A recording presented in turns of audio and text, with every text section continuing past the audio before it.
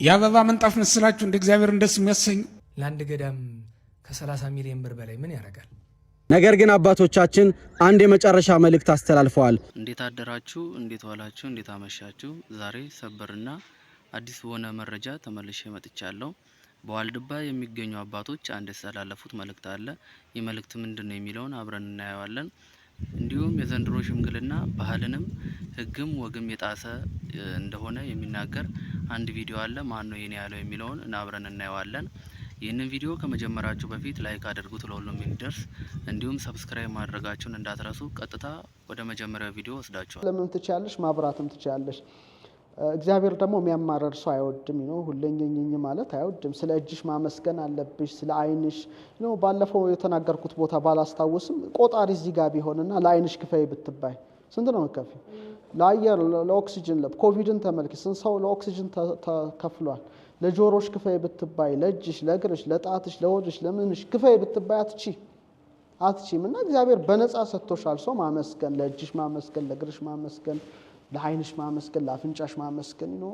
ሰው ልጅ አዳምና ሔዋንን ብትመለከቻቸው እግዚአብሔር ሁሉንም ሰጥቷቸዋል። አንድ እንጨት ነው የከለከላቸው። ቢበሉት አያወፍራቸው፣ ባይበሉትም አያከሳቸው።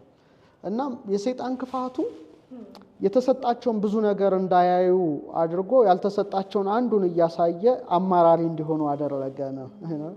ያ በጣም ትልቁ ደካማነት ነው። ስለዚህ ሁሉ ጊዜ ካልተሰጠን የተሰጠን መብዛቱን አይተን በማመስገን ብቻ ብርሃኑን መጨመር እንችላለን። ብቻ ሙቀቱ አይደለ ሻክ ድሬን እያደረገ ብርሃኑን ኤልኢዲ እንዳያበራ ያደርገዋል። ለምን ያደርገዋል? አሁንም እንደ ሙቀት ቁጣና ንዴት ነው።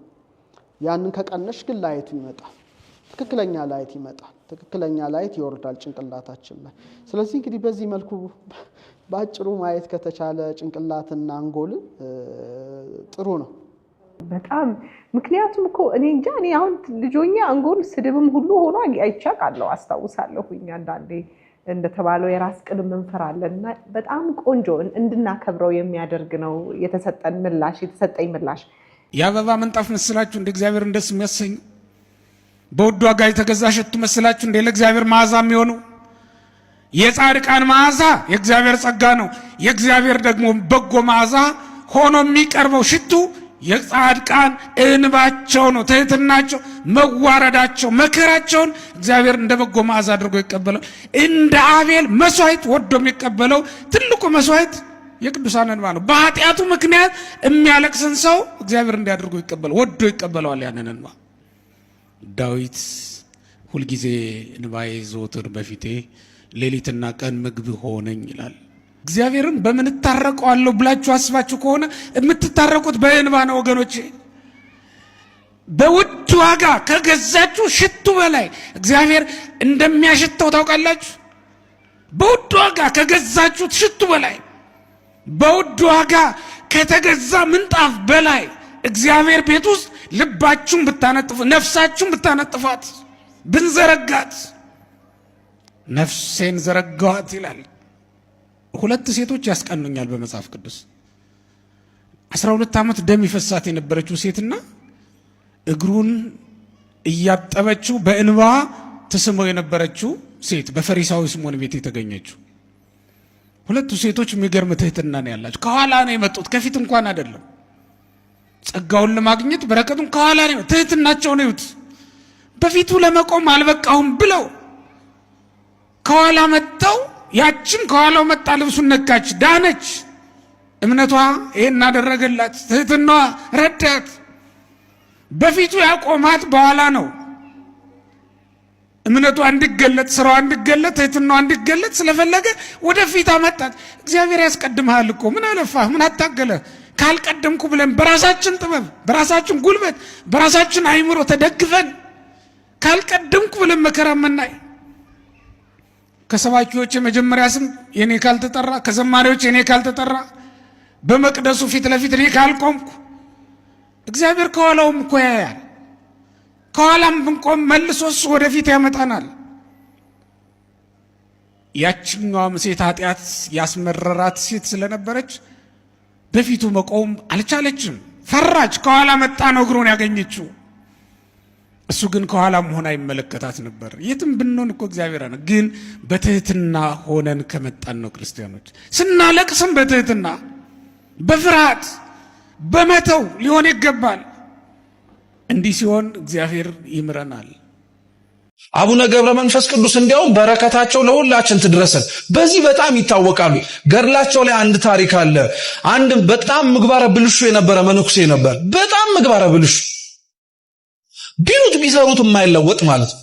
እና ከዕለታት አንድ ቀን የአቡነ ገብረ መንፈስ ቅዱስ ተአምር ሲነበብ ሰማና በልቡ ነው፣ በአፉ ራሱ አላወራው፣ በልቡ እንዴት ያሉ ጻድቅ ናቸው እንደው አንድ ቀን ብዘክራቸው ብሎ አሰበ።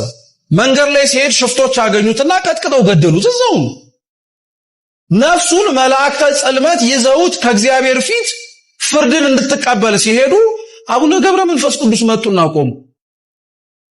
ምን ፈልገህ ነው ጻድቁ የመጣው ብሎ እግዚአብሔር ጠየቃቸው። እቺ ነፍሴ እኔ ናት። እንዴት ብለህ ስራዋን አይተኸዋል? ኃጢአቷን ተመልክተዋል? አለ። አዎ ኃጢአቷን አይቻለሁ፣ የምትመለከተውን ነገር በሙሉ አይቻለሁ። ግን አሉ አቡነ ገብረ መንፈስ ቅዱስ እድሜ ብትሰጠው ኖሮ እኮ በሐሳቡ ዘክርሃለሁ ብሎ አስቦኝ ነበር። ስለዚህ በፍጹም አይሆንም ማለት ይሄ አይደንቃችሁ? እየሰማችሁ ነው? አቡነ ገብረ መንፈስ ቅዱስ ምን ብለው እንደቀጠሉ ታውቃላችሁ? አይ ይሄ ምህረት አይገባውም ሲል እንግዲያውስ እሱ ካልገባበት ገነት ይልቅ እኔ እሱ ጋር አብሬ ሲኦል ወርዳለሁ። እኛ እንደዛ እናረጋለን። እኛ የገባንበት ቤተክርስቲያን ካልገቡ የወረዱበት ወርደን እናመጣለን እንላለን። አረ የገቡበት ይግቡ ነው የምንለው። እንዲያውም ኦሳችንን ምናምን ብለን የምንናገረው። ይሄንን ሲሰማ እግዚአብሔር በጣም ተደነቀ በጻድቁ። ፍርዴ ሊጓደል ስለማይችል ላደርግልህ የምችለው ቢያንስ እቺን ዝክር ስላሰበ ነፍሱን ከስጋው አብሬ ላገናኛት፣ ከዚህ በኋላ መልካም ስራውን ልመልከተው አላቸው። ነፍሱን ከስጋው አገናኝተው በጻድቁ ምልጃ ገነት እንዲገባ አድርገውታል። በረከታቸው ለሁላችን ትድረሰን። እግዚአብሔር መንግስቱን ሊያወርስ ፈቃዱ ከሆነ ምንድነው ወደ ኋላ የምትለው? ምንድነው የምታፍረው? ምንድነው በሌላ ሀፍረት የምትሽመደመደው? ለምንድነው? የእግዚአብሔርን ቸርነት እንረዳው፣ ምህረቱን እንረዳው። በተሳሳተ መንገድ ሰዎች እግዚአብሔርን ተረድተውት ከመሞት በላይ ክርስቶስ ምን ይሁን? ራሱን አሳልፎ ከመስጠት በላይ፣ ስጋ ከመቁረስ ደም ከማፍሰስ በላይ ሌላ ምን ይሁን? መስቀል ተሸክሞ በፊታችን ከመውደቅ በላይ፣ ከመናቅ በላይ፣ የረከሰ ምራቃችንን ከመቀበል በላይ፣ በፊታችን ደም አፍስሶ ስጋው አልቆ ደሙ አልቆ አጥንቱ እየተቆጠረ ከመሞት በላይ፣ መስቀል ላይ ከመቃተት በላይ፣ የሚያደርጉትን አያውቁምና ይቅር በላቸው ብሎ ከመጮህ በላይ ክርስቶስ ምን እንዲያደርግልህ ነው የምትፈልገው? ምንድነው ይሉኝታ የሚይዛችሁ? አንዳንዶቻችሁ ምንድነው ይሉኝታ የሚይዛችሁ ለመቆረብ? ምንድነው ይሉኝታ የሚይዛችሁ ንስሐ ለመግባት? እንዴት ክርስቶስ ምሬሃለሁ ይቅር ብዬሃለሁ እያለ አይ አንተማ ይቅር አላልከኝም የበፊቱን ኃጢአቴን አስበህ ነው አይደል እያልን ወደ ኋላ እየቆጠርን እንደዚህ እያልን ወደ ኋላ የምንጓዝ ሰዎች በጣም ብዙዎች ነው።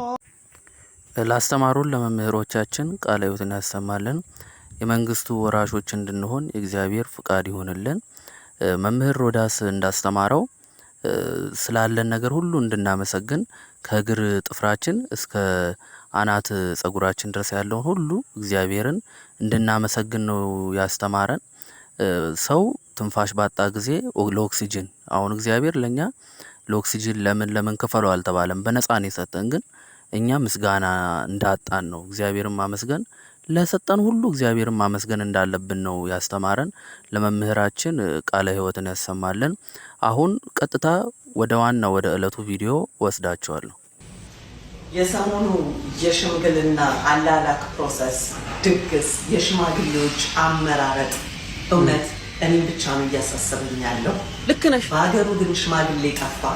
ኧረ ተው ባህል እኮ ይህ አይደለም ብሎ የሚገስጽ ባህልን የሚያስቀጥል አንድ ሽማግሌ በሀገሩ ይጥፋ። ልጆቹ ምን ጥፋት አላቸው? ያሉት ነገር በሙሉ እየተፈጸመላቸው ነው። ፉክክሩ የትና የት ደርሷል። ሽምግልናን የሚያህል ስርዓት፣ ኢትዮጵያዊነት፣ ባህል እንዲህ ድምጥማጡ ሲጠፋ ሀይ የሚል አንድ ሽማግሌ በሀገሩ እንጣ። የሽማግሌ አመራረጥ የገዛ እናትና አባት ቤት ሴት ቤት እየተሄደ ሽማግሌ እናትና አባት ዘመድ ቁጭ ባለበት መነጽር አድርገው የሚገቡ ሽማግሌዎች ከነመነጽራቸው ሽማግሌዎችን የሚያወሩ ሽማግሌ ተብዮች ቆመው እየጠየቁ ሽምግልና አንድ ሰው ይሄ ተገቢ አይደለም ብሎ የሚገስጽ ሰው እንጣ። ሙሽሪት ጭራሽ የዛን ዕለት ወርዳ ሙሽራ መስላ ሜካፓን ተሰርታ ጸጉሯን ለቃ ውድ አበሻ ልብስ ለብሳ ከሙሽሮቹ ጋር ከታዳሚዎቹ ጋር ከሽማግሌዎቹ ጋር አብራ ስትጨፍር አንድ ሰው ባህሉ አይደለም ብሎ የሚቆጣ ሰው እንጣ። እኔ አብዛኛውን ጊዜ ጥያቄ የሆነብኝና ሁሌ የምከራከርበት ጉዳይ ነበር ነው ወይስ እኔ ወደ ኋላ ቀርቼ ነው ብዬ ነበር። ለካ የሰው ሁሉ ቁስል ነው። አሁን ሽምግልና ስታዩ እኮ ልኡካን ቡድን ባሉት እኮ ድሮ የምናውቀው ምንድነው 3 ሽማግሌ ይላካል፣ በር ላይ ይቆማል። እኔ እንደማውቀው ያገቡ እህቶች አሉ፣ በር ላይ ይቆማሉ፣ ጉዳዩን ያስረዳሉ። ቁጭ በሉ ሲባሉ አይ የመጣንበትን ጉዳይ ሳናስፈጽም አንቀመጥም ይባላል። ቴንኪው ምንድነው አስረዱ። ከዛ ምንድነው የሚደረገው? እንደወጉ ሽማግሌ እንደሚመጣ ስለሚታወቅ ቆሎም ሆነ ውሃ ምናምን ትንሽ በመጠኑ ተዘጋጅቶ እንዳቅሚት ይቀመጥና ያስረዳሉ። እንማከርበት እና ቀጠሮ እንደ ፍርድ ቤት ነው። ምክንያቱም የሚሰጡት ልጅ ነው፣ ሐሳብ አይደለም የሚሰጡት፣ ልጅ ነው የሚሰጡት። አንስተው አብላ፣ አጠጣ፣ አልብስ፣ አኑራት፣ አስወልዳት ብለው ነው የሚሰጡት። እሱን ማይቀር ነው። የግራ ጎን ናት ብለው ነው የሚሰጡት። ሐሳብ ይቀባበላሉ፣ እዛ ይንሸራሸራል ከአጎት ካክስት። ነገር ግን አሁን ያ ሁሉ ቀርቷል። ይሄ ቀጠሮ ቀርቶ አይሎጋ ነው፣ ጭፈራ ነው። አሁንማ ሽምግልና ሲኬድ አይተህ ከሆነ ሽማግሌዎቹ ልጁ በሰፈሩ የታወቀ ድሪል ዘፋኝ ነው ማለት ነው የቀራቸው። ሁሉም ሽማግሌ ሲገባ አይታችሁ ከሆነ እሷም እንደተናገረች መነጽር ነው የሚያደርጉት ወይስ ደግሞ ባህሉ ድምጥማጡ ጠፍቶ ነው? ምንድነው ጉዳዩ? ይሄ ሁሉ ነገር እንዲፈጠር ያደረገው ምንድነው? ኦሬዲ ሽማግሌዎቹ ሲመጡ ልጅቷን እንዳገኙ እርግጠኛ ሆነው ነው የሚመጡት። አብዛኛውን ጊዜ አይታችሁ ከሆነ እሷም እዛው ሽምግልና ውስጥ ልትሞር ትችላለች። ቀሚሷን አድርጋ ምናምን ድሮ ተሽኮርምሞ ምናምን ነበር የሚገቡት የነበሩ። ጓዳ ገብተው እንጥዋለ ይባል ነበር። አሁንስ ቅድም እንደነገርኳችሁ በቆሎ ነበረ። አሁን በሬ ይታረዳል፣ ውስኪ ያለ፣ አበባ ይመጣል፣ ብፌ ተዘጋጅቷል። ሰርጉ እንደዛ የሚደምቅ አይመስለኝም። ካላቸው ይደግሱ፣ ምግብ ያብሉ፣ ችግር የለም። ግን ኦርደሩን ይጠብቅ ነው የኛ አባባል። ምን ነው ይሄን ያህል ተበቀረክ ጠይቀህ ሽማግሌ እምቢ ብለዋል እንዴ እንዳትሉኝ። ይህን ሁሉ ነገር ያመጣው ደግሞ የልጅቱ ቤተሰብ ነው። ውጭልን ከዚህ እዚህ የኖርሽ አንቺ አንቱ እየተባባልን አንኖርም በሚመስል መልኩ ማባረሪያ ነው የሚመስለው። ደግሰው ነው የሚጠብቁት። ምን ያደርጉ? አንዱ ክብሩን ካልጠበቀ አንዱ አናቁም አይደለም። እውነት ነው። ለአንድ ገዳም ከ30 ሚሊዮን ብር በላይ ምን ያደርጋል? ኧረ ዘንበለን በጣም ብዙ ምን ቁጥር አለው። በነገራችን ላይ የዳጉሳና የባቄላው ነው የምናምኑ ዋጋ ብቻ ወደ 14 ሚሊዮን ብር ነው ለቀለብ ብቻ የተሰፈረው። እንግዲህ ስኳር ነሽ በርበሬ ነሽ ምናምን አስባችሁታል ለመነኮሳት። እኔማ ትናንት አንድ ደግ ሰው ገዳማት የሚዞር ብዙ ቅዱሳን የሚያውቅ መጥቶ የተነጋገርን። እኔ የምለው ወንድሜ አሁንማ እኛም ጥሩ አልጋ አማረን፣ ሰቋር እንዴት ይሆን እንዴ ጥሩ አልጋ ለማግኘት እስከ ማለት እኮ ደረስን። ለምን የብረት አልጋ በላዩ ላይ ችፑዱ ላይ ፍራሹ ላይ አንሶላ ላይ ብርድ ልብስ መነኩሴ እዚህ ተኝቶ ሊጸድቅ እንዲሁ በሞት አፈር ላይ ተኝተው በጸደቁ። ለዛ ብቻ የወጣ ወጪ ወደ 1.9 ሚሊዮን ብር ለመኝታቸው ብቻ።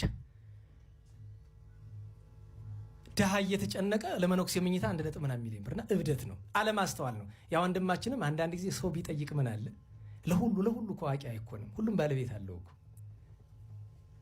ጥሩ አይደለም ይሄ፣ እግዚአብሔር የሚያስደስት ነገር አይደለም። እውነቴን ነው። ብዙ ጥሩ ስራ ይሰራል። በዚህ ግን ባለፈውም በአብረንታንት በተሰራው ትልቅ ስህተት ነው። አሁንም ተደገመ። አንድ ገዳም ላይ 2 በደል። ደጋግሜ ነግሬያችኋለሁ። ገንዘብ አጋንን ተከትለውት እንደሚመጣ ሰው ካልተረዳ እንኳን መነኩሴ ምዕመን ይጠፋል። በዛ ላይ መነኩሴ ያልሰራበትን አይበላም። አንድ መነኩሴ ከአቅም በላይ ሆኖበት ቀለብን ሰፍር የለ ብዙ ገዳም ያንን ሲበሉ እውነተኛ መነኩሳት እያለቀሱ ነው የሚበሉ። ዕዳ ነው። መነኩሴ የሰው ገንዘብ አይበላም። በጣም ነውር ነው። እንኳን እንደዚህ ያለ ምቾት ይቅርና እግዚአብሔር መጀመሪያ እኛን ይማረን። አሁን እንደሰማነው ለገዳም አባቶች ገንዘብ አያስፈልግም፣ እነሱ ራሳቸውን ያውቃሉ ይችላሉ የሚል ነገር ነው የሰማነው። ግን ዘመድኩን አባቶች ለዘመድኩን ራሳቸው ያስተላለፉት መልእክት አለ። እስቲ መልእክቱን አብረን ሰምተን እንመለስ። ወንድማችን ትእዛዝ ነው የምናዘው። አበምን የሹም እናዘዋለን በትእዛዙ ታዞ፣ መጋቢ እናዘዋለን በትእዛዙ ታዞ ችግሩን ሲነግረን ነው አሁን ወደ እናንተ የቀረብነው። ሆኖም ግን በከማለባው ከመንፈስ ቅዱስ ብለው አባቶቻችን እንደተናገሩት መንፈስ ቅዱስ አናግሮህ ለሕዝበ ክርስቲያኑ ምታተላልፍልን ስንል ትእዛዝ ነው የምናዝህ። ልመናማ ሕዝቡን ነው የምንለምን። አንተ ግን ወንድማችን በተሻለ አቅምህ ለኢትዮጵያ ሕዝበ ክርስቲያን በያሉ 5 ሚሊዮን ብር እመቤቴን ይለያል።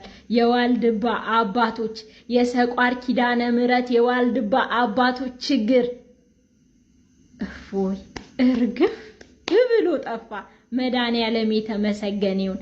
የነሱን ችግራቸው እንዳራገፍከው በመጀመሪያ እውነት ክብር ሞገስ ለሆነ ለመድኃኔዓለም ጠይቀህ እንዳታፍር ንጹህን መስዋዕት ያልተሰረቀውን በዝሙት ያልመጣውን ደሃ ያላስለቀሰውን ገንዘባችሁን አምጡ ብለህ አንድም ሁለትም ተቀብለ ንጹህ መስዋዕት ይሄንን ለገዳሙ ስላበረከትህ እግዚአብሔር ይስጥልን። ንፉጎች አንሆን። ሁላችሁም ኮሜንት ላይ የነሱን ችግር ከስር እንደነቀልክ መድኃኔዓለም የልብህን መሻት ሁላ ይሙላልህ፣ ችግሮችህ ይንቀልልህ፣ በልጆችህ ያስደስትህ፣ ልጆችህን ለወግ ማድረግ ያብቃልህ፣ ረጅም እድሜና ጤና ይስጥህ፣ የናፈቀውን ነገር ሁላ ይፈጽምልህ። እኔ ቃላት የለኝም። እመቤቴን ሁላችሁም አመስግኑት፣ ልናመሰግነው ይገባል። የዋልድባ አባቶቻችን ኢትዮጵያ የምትኖረው በአባቶቻችን በገዳማውያን ጸሎት ነውና ይሄን ችግር እንዲፈታ ለረዳው እዚህ ላይ ለተሳተፋችሁ በያቅማችሁ ዋጋ ለከፈላችሁ ለሁላችሁም እግዚአብሔር ይስጣችሁ። በማይዘነጋው በማይረሳው መዝገብ ይጻፋችሁ።